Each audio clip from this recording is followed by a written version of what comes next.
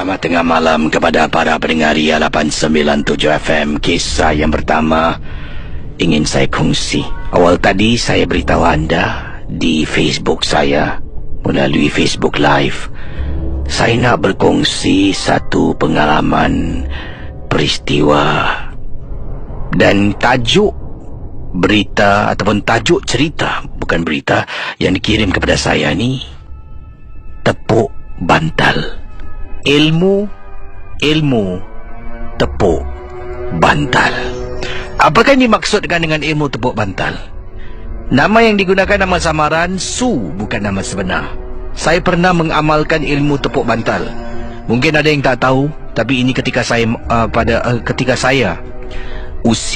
ketika saya berusia 32 tahun, satu ketika dahulu pernah mengamalkan ilmu tepuk bantal. Pada usia 32 tahun, saya belum lagi berumah tangga. Dan seorang wanita dengan usia 32 tahun masih belum ada pasangan, dah akan mula rasa insecure, Casey. Rasa macam diri ni seolah-olah kononnya macam tak laku. Entah macam mana saya berkenalan, pada usia 32 tahun berkenalan dengan seorang lelaki berusia 24 tahun. 32, 24, 8 tahun perbezaan umur. Daripada kita menjadi kawan yang rapat, kemudian menjadi sepasang kekasih. Walaupun usianya 24 tahun, perangai, tingkah laku cukup matang untuk saya. Saya dah mula rasakan cinta dan dah mula terlampau sayang sampai tahap saya dah jadi over possessive. Dah terlampau sangat. Sampaikan saya ni nak tahu segala gerak-geri yang dilakukan. Dia pergi mana, keluar dengan kawan, kenapa balik lambat, kenapa tak beritahu, kenapa tak tu, kenapa tak ni. Macam-macam saya nak dia buat. Dan perkara itu bukan membuat dia terus rapat, malah jauh dan renggangkan dirinya dari saya. Saya dapat rasakan dia dah mula berubah. Dah macam rimas. Tapi saya tak pernah terfikir yang dia rimas, dia berubah sebab saya ni terlampau posesif, terlampau nak mengawal pasangan lelaki saya yang jauh lebih muda dari saya. Sampaikan Casey, saya rasa sedih, rasa tertipu. Kalau saya dapat tahu dia keluar dengan kawan tak beritahu saya. Saya pernah, Casey, cuba cari dia tak dapat-dapat. Saya call tak angkat-angkat panggilan. Tak jawab-jawab panggilan. Saya tunggu dekat bawah kolong blok. Dia balik, dia terperanjat nampak saya. Sampai macam tu. Kemudian satu kali tu, entah macam mana, saya tak tahu apa yang saya buat. Saya berjumpa dengan seorang bomoh. Saya beritahu dia,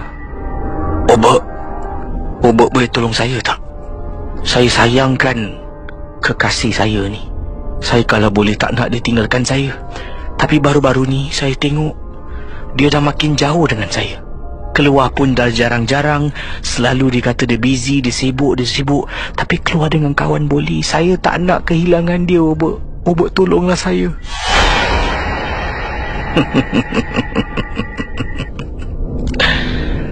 Aku boleh tolong kau.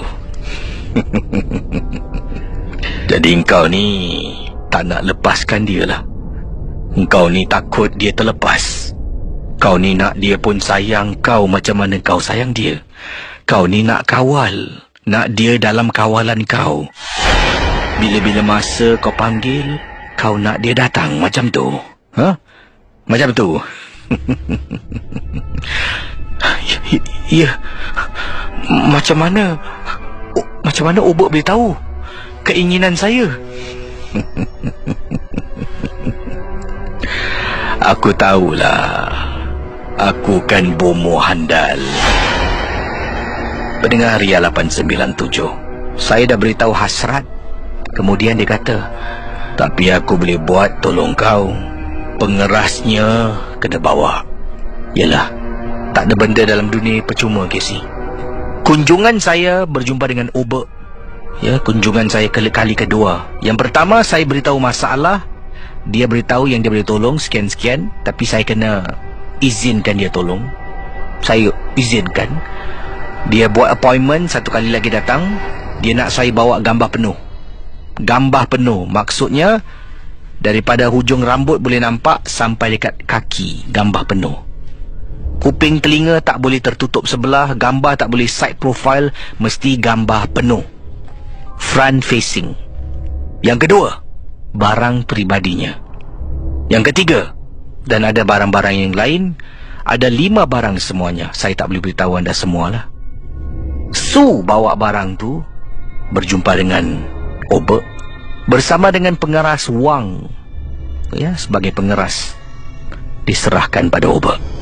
Kemudian Obek kata, selepas upacara, Obek ambil satu bekas kecil. Dalam tu gambar yang telah pun digulung halus masuk dalam bekas. Dalam bekas tu ada minyak. Saya tak tahu apa. Ini aku kasih kau. Dalam botol ada gambar dia. Kau letak bawah bantal. Setiap kali kau nak jumpa dia, kau tepuk bantal kau 3 kali. Kau baca ayat berikut ni. Saya pun tak boleh bacakan pada anda apa yang ditulis. Jadi contoh-contoh ini saya buat-buat buat sendiri sebab saya takut yang dikongsi ini adalah ayat yang sebenar. Jadi saya buat-buat. Misal kata nama lelaki tu Sulaiman bin Rahman. Contoh, Sulaiman bin Rahman, di bumi kau pijak, di situ langit kau junjung. Ku seru namamu Sulaiman bin Rahman, datang kepadaku. Tak, tepuk bantal 3 kali. Saya buat. Casey pukul 1 pagi, Casey. Pukul 1 pagi, kekasih saya bernama Sulaiman datang ketuk pintu rumah saya. Waktu tu mak saya tengah tidur. Saya tidur dekat ruang tamu, takut ada orang ketuk pintu. Tengah tidur dengar, Assalamualaikum. Saya terbangun, buka pintu. You, apa yang buat kat sini? Pukul berapa ni? Saya terlupa ke siang saya tepuk bantal. Kemudian dia jawab, tak tahulah. Dekat rumah tadi I tak boleh tidur. I nak jumpa you sangat. I don't know why. I can't even sleep. Boleh tak I masuk? Boleh tak I masuk? Jangan. Mak I dekat dalam. You balik dulu nanti besok kita jumpa. No, I tak boleh lah. I nak dengan you. Baru saya teringat ilmu tepuk bantal saya, Casey. Astaghfirullahalazim. It works. Jadi pendengar Ria 897 FM, pasangan kekasih balik. Saya terus tersenyum. Pagi, sebelum saya keluar, saya boleh buat lagi tepuk bantal 3 kali. Barang tu bawa bantal, tepuk. Dia akan datang cari saya. Benda ni berlaku untuk beberapa bulan, Casey. Saya orang rasa paling secure dengan pasangan, dengan perhubungan saya dan pasangan saya. Seolah-olah tak ada benda yang boleh menghalang cinta kami. Sampaikan pada satu malam,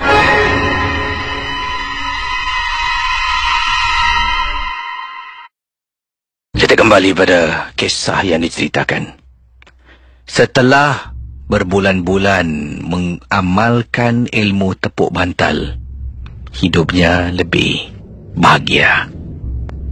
Bila-bila masa dia nak jumpa, bila-bila masa dia nak panggil, dia akan buat. Dan pasangan kekasihnya akan datang. Selain dari itu, sentiasa pasangan kekasih rasa rindu. Telefon, tanya dekat mana nak jumpa. Sekarang Su pula yang main peranan. Kadang-kadang terlampau banyak kerja tak boleh jumpa. Memang benar. Kadang-kadang saya terlampau sibuk. Dia telefon, nak jumpa, tolonglah please. Dia datang office saya berkali-kali sampai saya kata, please don't come, I'm working. Tak boleh lah, I selalu ingatkan you. Tak boleh lah, I can become crazy, katanya. Bayangkan sedahsyat itu ilmu tepuk bantal yang digunakan oleh Su. Sampaikan pada satu malam, berbulan-bulan ilmu tepuk bantal ni, pantangnya ada pantang. Ada pantang. Orang lain tak boleh baring atas bantal tu. Ya, jadi benda tu diletakkan, diselit dalam sarung bantal. Orang lain tak boleh baring atas bantal, orang lain tak boleh langkah bantal tu. Tak boleh. Satu hari, bilik saya ni saya sentiasa keluar, saya kunci. Keluar kunci. Entah macam mana satu hari saya lupa nak kunci bilik. Casey, bantal saya, mak saya keluarkan, kasih anak saudara saya, iaitu anak kepada adik saya. Adik saya dah kahwin saya belum. Anak kepada adik saya, letak dekat sofa. Dia baring atas bantal tu. Saya mula-mula tak perasan. Saya balik macam biasa, bercakap dengan adik saya. Saya boleh dokong lagi anak saudara saya. Kemudian something happen. Masuk bilik, apa tak kena dengan katil aku ni? Bantal aku mana? Saya pusing tengok bantal saya dekat sofa. Saya tanya, Ibu ambil bantal saya Yelah, pinjam kejap. Bantal kau lembut lah, bantal aku keras. Ini untuk Hakim nak baring ni, kesian dia. Ibu, kenapa ibu ambil bantal saya? Ya Allah, kenapa? Kenapa dengan kau? Bantal aja. Saya ambil bantal tu, masuk bilik, tutup pintu. Adik saya, ibu saya tak tahu. Alamak. Saya seluk tangan, saya tengok botol tu masih dalam bantal. Saya keluarkan, saya taruh balik botol tu dalam. Saya tepuk, saya baca, tepuk lagi. Tunggu Casey tak datang. Malam tu saya buat lagi. Casey, sebenarnya saya terlupa. Kalau dah ada orang lain baring, langkah bantal tu, kalau saya tetap buat, yang datang bukan orang yang dihajatkan, tetapi benda lain. Malam pukul 11, ibu dah tidur. Saya ambil, saya tepuk lagi. Saya baca ayat yang diberikan oleh bomoh tu. Saya tepuk lagi bantal. Tunggu 1 jam. Dah pukul 12, 12.30, 12.45. Telefon pun tak. Saya telefon dia tak jawab. Tidur agaknya. Saya tak apa, tenangkan diri. Besok saya akan jumpa bomoh ni lagi. Tengah tidur, ada orang ketuk tingkap. Tuk tuk tuk tuk tuk tuk tuk tuk. Dah sampai. Ya Allah, dah sampai. Okey, saya bangun, pergi dekat tingkap. Saya buka tingkap. Dekat luar saya nampak lelaki hitam. Astagfirullahalazim. Bayangkan mendengar Ria 897 FM. Casey, hodoh Casey, hitam, kulitnya terkopak-kopak. Saya nampak, terus saya pingsan. Selepas kejadian tu, benda hitam yang digelar sebagai seekor jin mendampingi saya. Kemana saya pergi, dia ikut. Bagaimana pula dengan kekasih saya? Dia langsung tak indahkan saya. Dia seolah-olah lupa yang saya wujud. Casey, akhirnya kita berpisah. We broke up. Tapi sekarang masalahnya, saya ada pendamping. Hidup saya tak tenteram. Fikiran sentiasa berkecamuk. Pendengar Ria 897, saya jumpa bersama. Saya nak jumpa dengan Obek untuk dapatkan bantuan. Obek cakap apa? Aku dah cakap dengan kau. Kau nak main dengan ilmu ni, ada risikonya. Tapi kalau kau tak ikut, kau langgar pantang, kau terimalah sendiri risiko. bobok tak boleh tolong. Saya kalau nak minta bantuan orang lain. Siapa suruh kau bermain dengan api? Saya pergi rawatan, berjumpa dengan seorang ustaz dekat Masjid Hajar Rahimabi untuk sesi rawatan Casey. Ustaz tu pun kata dia nampak bila saya datang je, dia boleh lihat ada makhluk hitam tinggi, tapi tak masuk masjid. Dia ada dekat luar masjid, tengah tunggu saya keluar dari masjid. Ini kiriman yang saya terima datang daripada Nordin. Katanya Nordin, Assalamualaikum, Waalaikumsalam. Saya nak berkongsi pengalaman. Saya tinggal di tingkat 2 rumah saya. Katanya Nordin tingkat 2 di rumahnya. Rumah saya ni terletak dekat Chua Chu Kang. Ya, tingkat 2 rumah di Chua Chu Kang. Dan waktu kejadian yang menakutkan ini berlaku, ada kes orang terjun daripada tingkat atas, dan dia jatuh betul-betul bawah tingkap rumah saya. Ya, jatuh, terjun dari tingkat atas, jatuh dekat tingkap rumah, dekat belakang tu, betul-betul dekat bawah tu. Malam tu anak saya menangis, tak boleh tidur. Menangis. Saya masuk bilik, saya tengok kakak dia tengah duduk peluk dia, tanya kenapa dik, kenapa dik. Saya tanya kenapa. Anak saya yang sulung ni kata adik tiba-tiba bangun menangis. Takut. Tengok tingkap takut. Sebab tingkap bilik anak saya ni memang langsir tu mereka buka, tolak ke tepi. Jadi saya pun bawa anak saya masuk bilik saya, cuba tenangkan dia, dan akhirnya dia dah okey. Saya tanya kenapa. Dia pun ceritakan, anak saya kata dekat tingkap dia nampak ada perempuan rambut panjang lambai-lambai.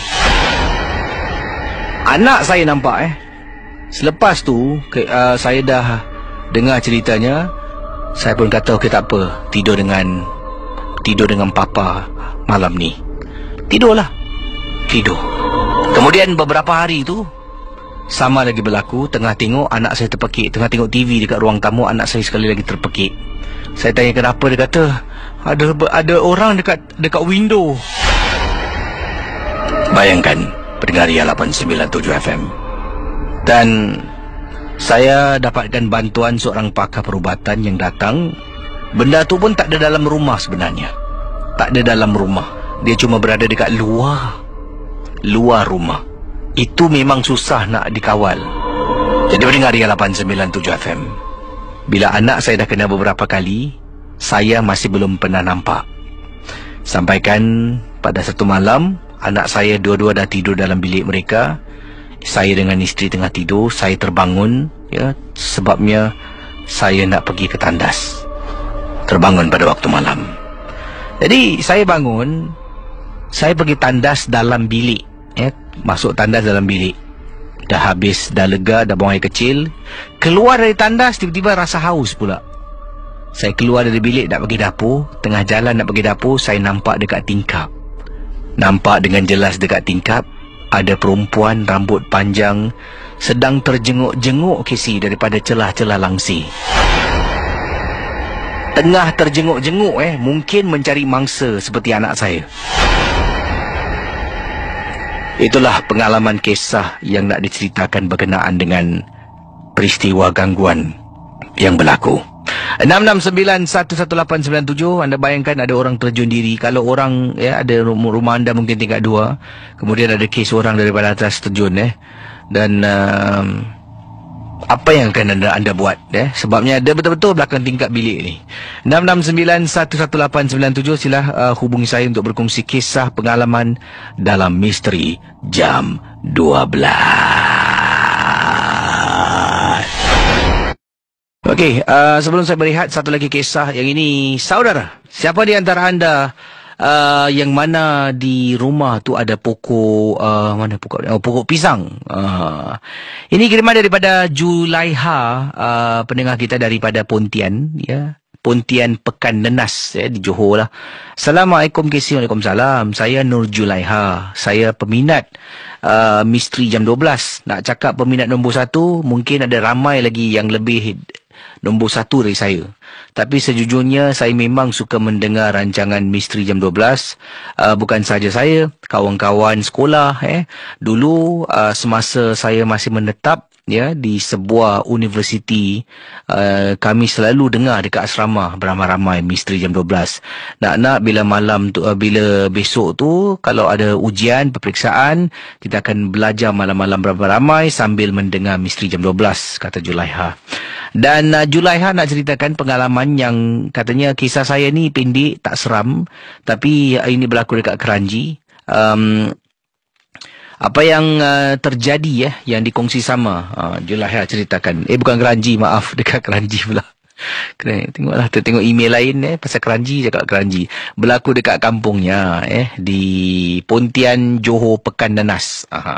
Jadi Julaiha berkongsi pengalaman. Di belakang rumah saya ada pokok pisang, bukan satu tapi ada beberapa pokok pisang.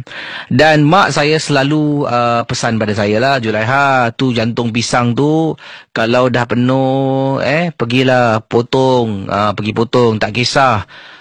Pergi potong, pergi buang. Kalau nak makan boleh masak, kalau tak boleh buang. Saya tanyalah, dan mak saya sering kali cakap, jangan buat main jantung pisang tu. Sampaikan pada satu malam, saya dekat dapur, kata Julaiha. Beliau dekat dapur. Dapur saya tu ada pintu belakang untuk pergi ke belakang rumah lah. Yang mana terletaknya tandas dan tempat kita jemur baju di belakang, kata Julaiha. Jadi saya dekat dapur pada waktu malam.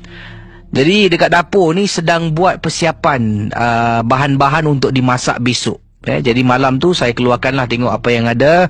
Saya keluarkan, taruh tepi. Saya keluarkan, saya susun balik dan sebagainya. Jadi apa yang berlaku, kata Julaiha, tengah buat persiapan bahan-bahan untuk dimasak esok pagi malam tu tiba-tiba saya dengar suara perempuan menangis, Kisi. Perempuan menangis pada waktu malam, dengar daripada belakang dapur rumah saya. Tengah buat kerja, meremang bulu roma. Meremang bulu roma. Dan kemudian saya tidak indahkan, saya terus melakukan kerja saya. Dan bayangkan pendengar dia 897 FM, anda bayangkan benda tu seolah-olah semakin lama semakin jauh, semakin jauh kedengaran suara menangis tu. Makin jauh.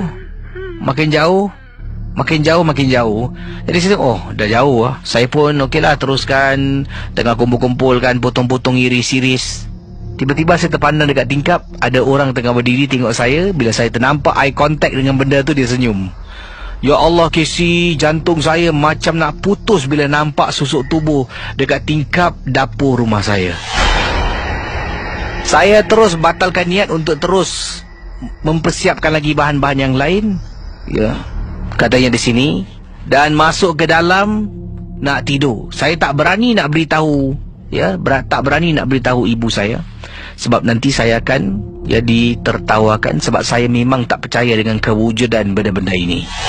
Terima kasih dan selamat tengah malam. Ini adalah kiriman daripada Richard, Richard.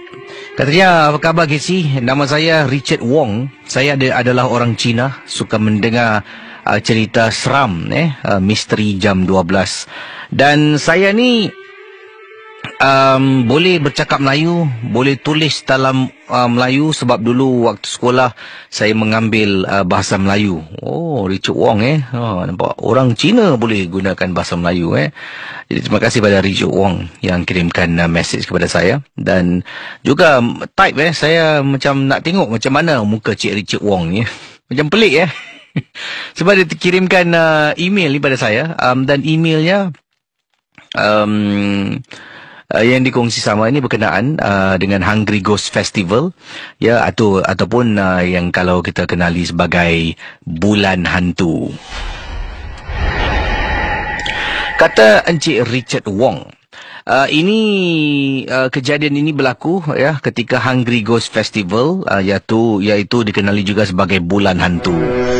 Bulan Hantu, untuk pengetahuan semua, the gate of hell open, iaitu pintu, katanya mengikut kepercayaan orang-orang Cina ni, pintu neraka terbuka. Dia bukan gate of heaven, bukan gate of hell, pintu neraka terbuka. Dan hantu-hantu yang ada dekat dalam neraka ni akan turun ke bawah, akan mengganggu ketenteraman orang-orang Cina yang ada di bumi. Jadi maka itu katanya, sebab itu pada bulan hantu ni macam-macam acara hiburan akan diadakan. Acara hiburan ini adalah untuk menghiburkan, to entertain all these entities, makhluk-makhluk yang turun ke bawah. Jadi supaya bila mereka ni terhibur, hantu-hantu ni tidak akan ganggu orang-orang lain. Antaranya, kalau tengok Hungry Ghost Festival, kata Encik Richard Wong, akan ada pertunjukan puppet. Nanti kalau Casey tengok pertunjukan puppet ini, ada kerusi diletakkan, dan kerusi ni biasanya bahagian depan tak ada orang duduk. Yang belakang-belakang tu baru akan ada orang duduk. Depan tu memang tak dibenarkan untuk duduk. Tapi sekarang ini, kata Encik Richard Wong, jangan cakap depan, sampai belakang pun tak ada orang duduk. Dia ketawa, sebabnya sudah tidak lagi musim orang suka tengok itu puppet show. Dan pada Hungry Ghost juga ada konsert-konsert, seperti katanya di sini Chinese Orchestra. Ada juga acara-acara nyanyian seperti getai pada Hungry Ghost Festival. Maknanya ada orang menyanyi, ramai-ramai akan tengok. Acara itu memang sentiasa ramai orang, kata Encik Richard Wong. Tapi tetap yang sama, row depan, 2-3 row dekat depan tak boleh duduk. Kalau siapa duduk, dia akan kena itu sway, kata Encik Richard Wong. Dan Hungry Ghost Festival ini juga banyak orang akan serve, sajikan makanan. Makanan-makanan akan diletakkan, ada buah-buahan, ada ayam, ada diletakkan kek. Kemudian ada asap-asap yang dibakar. Ini semua adalah untuk orang-orang yang tidak ingin diganggu dengan hantu daripada hell. Orang-orang ini akan siapkan makanan, akan bakar, apa dia kata, hell money, untuk memberikan ketenteraman supaya tidak kena ganggu dengan hantu. Jadi itu sedikit gambaran Hungry Ghost Festival. Sana sini akan ada makan, sana sini akan ada konsert, ada show untuk hantu-hantu ni. Waktu itu saya baru balik kerja. Saya kerja waktu petang, balik malam. Saya sampai dekat saya punya rumah, dekat kawasan Tua Payoh, Lorong 1 KC. Saya turun dan saya jalan pergi ke lift. Sedang berjalan, saya ternampak dekat tepi longkang, ada ini nyonya, ada ini anti sedang duduk dekat tepi longkang, tengah makan. Waktu tu, kata Encik Richard Wong, saya memang tak fikir yang itu hantu. Saya nampak ada ini anti duduk dekat tepi longkang tengah makan. Sebab di situ ada letak joystick, ada letak candle, dan ada itu kek tepi longkang. Jalan. Apa yang berlaku bila kita berjalan waktu Hungry Ghost Festival? Kalau kita jalan, dekat belakang ada dengar bunyi orang jalan, bunyi footstep ataupun bunyi telapak kaki. Do not turn to your right or left to look at who is behind you. Jangan pusing terus tengok sebelah kiri, sebelah kanan. Dia bila dengar macam orang jalan, dengar macam orang ikut belakang jalan, bunyi telapak kaki. Awak jalan, ada benda ikut belakang, awak toleh aja, naas. Before you turn, katanya Encik Richard Wong, ini kaki mesti hentak 3 kali. Kaki kena macam, then you turn. If you don't do that, katanya kalau tak buat benda tu, tak hentak 3 kali, pusing, itu hantu akan ikut balik. Nanti dalam rumah boleh nampak itu hantu duduk dalam rumah you. Waktu tu, kata Encik Richard Wong, kita tak terfikir, tak sedar. Saya jalan-jalan, saya dengar dekat belakang ada footstep. I turn. When I turn, I saw no one, and I saw the lady still at the side eating the cake. And I just remembered it's 7-month Hungry Ghost Festival. Dan kata Encik Richard Wong, saya terus takut nak balik rumah, ya, sebab saya sudah toleh sebelum saya bang my feet 3 times, kata Encik Richard Wong. Saya tak balik rumah, saya jalan daripada lorong 1 tu ada coffee shop. Saya jalan-jalan dekat belakang masih dengar lagi. Saya duduk dekat itu coffee shop, minum kopi sebelum saya balik rumah. Duduk dekat coffee shop. Tengah duduk, nampak kawan. Kawan datang, kawan berbual, salam, kita cakap chit-chat. And then kawan cakap, tukar meja, tak mau duduk sini. Saya kata, tak apalah, duduk sini lah. Kata kawan saya, dekat meja ni ada benda yang kita tak nampak. Kawan saya ni ada third eye, boleh tengok. Dia kata ada something yang seated with us at the same table. Casey, saya pun bangun, saya tukar tempat. Kawan saya kata benda tu tidak ikut, kata Encik Richard Wong. Habis saja bercakap dengan kawan-kawan, sudah 3 jam, ya, baru balik rumah. Nasib baik tidak ada apa-apa yang ikut toh. Luckily, kata Encik Richard Wong, nothing did follow me back home, and I managed to fall asleep and take a deep sleep before I woke up and go to work. Sebelum saya bangun, ya, saya dapat tidur dengan nyenyak sebelum saya bangun dan terus pergi ke tempat tugas. Yang ini datangnya daripada Norma, Wak Norma.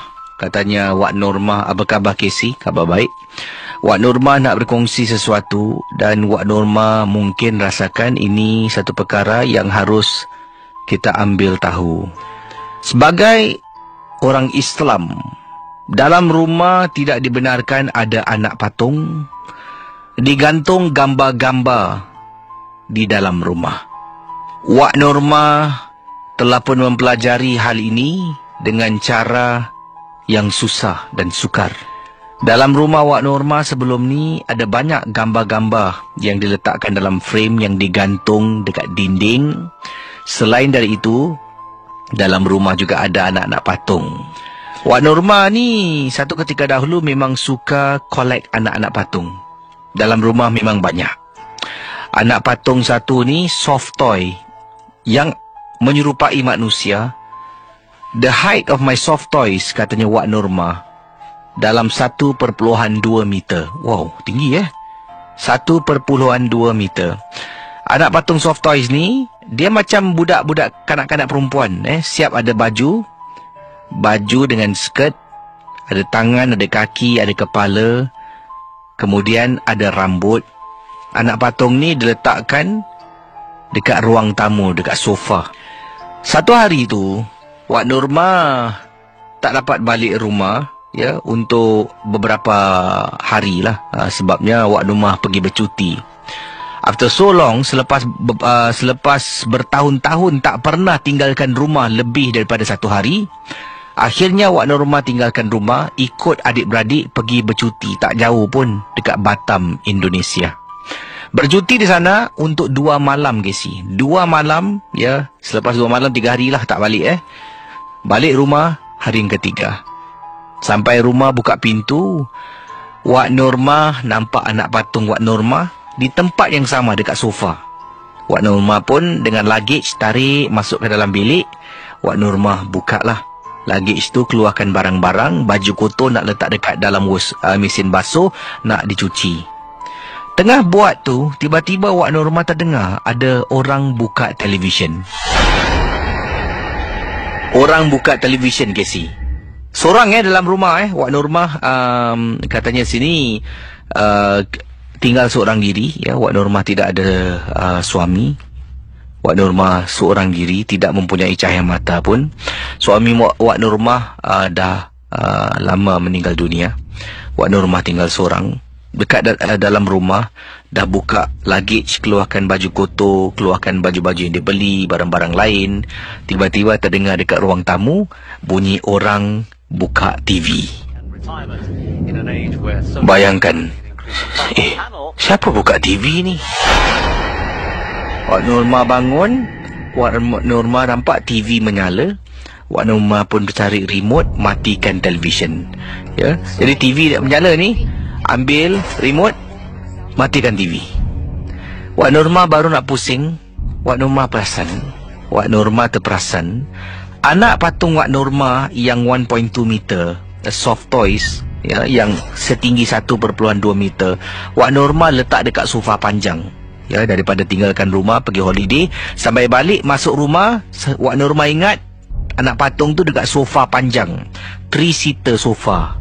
Bila keluar tutup TV, anak patung tu berada dekat swing. Dalam rumah Wak Nurmah ni ada jenis kerusi yang macam swing. Duduk ni dia boleh hayun kesi.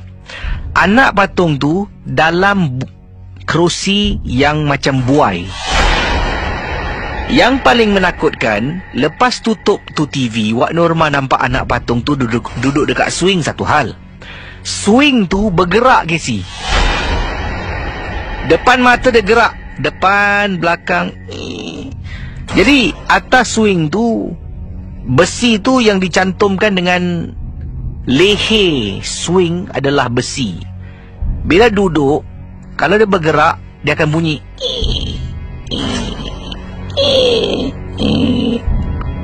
And that sound, dengar dengan jelas bunyi itu, dengar dengan jelas benda tu bergerak dan anak patung tengah duduk dalam swing.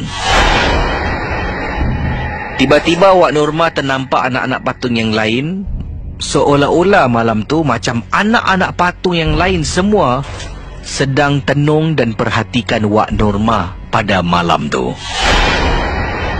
Ya Allah kisi, hanya Allah saja yang tahu perasaan Wak Nurmah. Wak Nurmah beranikan diri. Wak Nurmah angkat anak patung yang besar tu, 1.2 meter tu, letak balik dekat sofa. Wak Nurmah pun masuk bilik, angkat baju kotor, pergi dekat dapur, angkat barang-barang semua yang perlu disimpan di tempat-tempatnya. Dah habis semua, about an hour, dalam 1 jam dah kemas, dah bersihkan. Wak Nurmah masuk balik. Wak Nurmah tengok atas sofa 3-seater, anak patung yang tadi Wak Nurmah letakkan dekat atas sofa, kesi Wak Nurmah letakkan dia duduk sandar. Kali ni anak patung tu dalam keadaan terbaring. Tangan kiri dengan kanan diletakkan dekat dada kesi, macam orang tengah baring. Bayangkan pendengar Ria 897 FM. Jadi akhirnya Wak Nurmah menceritakan mendapatkan bantuan, ya, mendapatkan bantuan dan mendapati diberitahu oleh seorang ustaz, kalaulah boleh, ya, adalah lebih baik dalam rumah jangan ada patung-patung, jangan ada gambar-gambar yang tergantung, sebab jin suka masuk rumah-rumah yang macam tu. Saudara boleh hubungi saya sekarang. Wah, seram juga kisah Wak Nurmah tu. Anak patung tu boleh tukar tempat. TV menyala tu kemungkinan bolehlah kita assume, kita boleh rasakan mungkin TV kita rosak ke, mungkin lah. Tapi anak patung tu bergerak, duduk dekat swing. Kalau saya malam tu, saya dah tak ada macam mood. Wak Nurmah masih ada mood selepas anak patung tu duduk dekat swing, dekat buai tu bergerak. Boleh masuk bilik sambung nak bersihkan luggage. Saya tak boleh. Saya terus keluar rumah. Limit-limit telefon lah kawan ke adik-beradik sudah datang rumah. Hello, selamat pagi. Halo, selamat pagi. Siapa bercakap ni? Saya Muhammad. Panggilan dari mana Muhammad? Daripada Amokyo. Ada pengalaman tentang apa? Silakan. Okey, ada pengalaman lah. Ini berlakunya dekat MacPherson lah, JC. Dulu kita kecil-kecil tinggal dengan arwah nenek dengan atuk lah. Kat my person. Tadi kita biasa budak-budak kita nanti main kat bawah blok. Kita main apa, main sembunyi-sembunyi, habis main apa, orang cakap tu rumah dayak, and all those games lah. Ya. Jadi that particular night, saya dengan kawan-kawan saya semua main apa, main sembunyi-sembunyi lah. Hari kita main sembunyi-sembunyi apa, dekat atas blok. Jadi kita sembunyi, nanti whoever caught this person will be the next person to jadi the person who apa, I mean tangkap orang tu lah, kira lah. Okay, jadi saya punya favourite tempat KC. Saya suka cari lain daripada lain. Pasal yang lain semua, dorang suka pergi atas blok, dorang suka sembunyi tepi tangga, atau dekat rumah-rumah lama, dorang suka simpan furniture besar-besar KC. Jadi dorang suka sembunyi kat situ. Jadi pada saya mindset saya lain sikit daripada dorang. KC tahu saya pergi mana? Okey, dekat bawah, dekat ground floor tau. Kat sana ada banyak pokok. Pokok tu semua pokok mangga KC. Dan awak sembunyi dekat atas pokok ke dekat belakang pokok? Saya panjat atas pokok. Saya panjat atas pokok. Is macam saya, bila saya naik tu, saya tak ada perasaan apa-apa lah KC. Pada saya is macam, saya kalau nak berbuat sesuatu, saya buat satu-satu dengan betul lah, dengan sebaik mungkin lah. Jadi my idea is, okay, why not like this lah. Instead of naik atas blok, saya sembunyikan diri saya kan. Jadi saya panjat pokok mangga KC. Saya panjat, saya duduk dekat situ. So far saya tak pernah kena tangkap KC. Jadi bila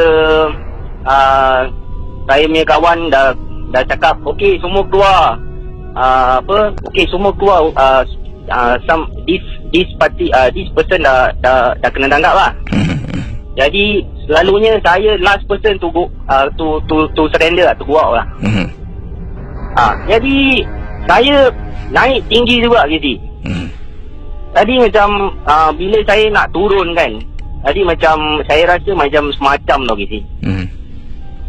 Saya tengok dekat pokok yang dekat bersebelahan, dekat tempat apa tu orang selalu buang-buang sampah tu, macam ada satu tempat apa, rubbish disposal lah.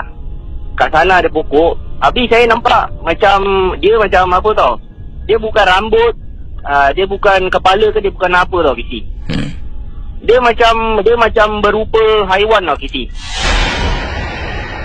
Dia macam berupa haiwan. Dia macam apa orang cakap tu, macam nak cakap monyet, nak cakap beruk, macam gitulah KC.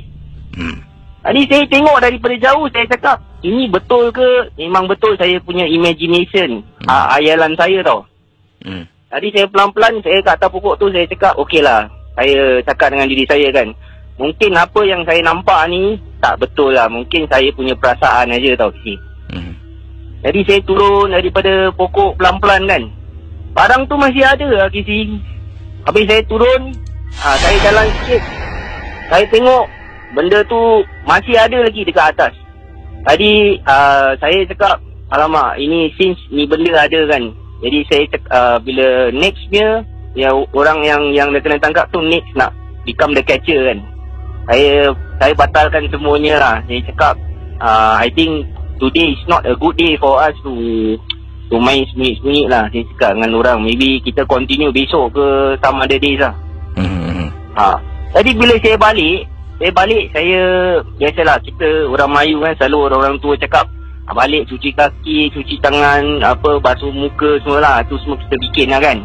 Jadi saya cakap dengan arwah atuk dengan ni, saya cakap, saya main sembunyi. Saya kat atas pokok ni, tapi saya nampak pokok yang dekat bersebelahan saya tu, saya nampak ada benda putih. Tapi dia bukan rambut ke, bukan muka ke, apa tau KC. Dia macam haiwan lah, monyet atau berceberuk gitu. Jadi dia cerita dengan saya, dia cakap itu tempat dia. Kau keluar tak ingat balik nak makan, nak apa.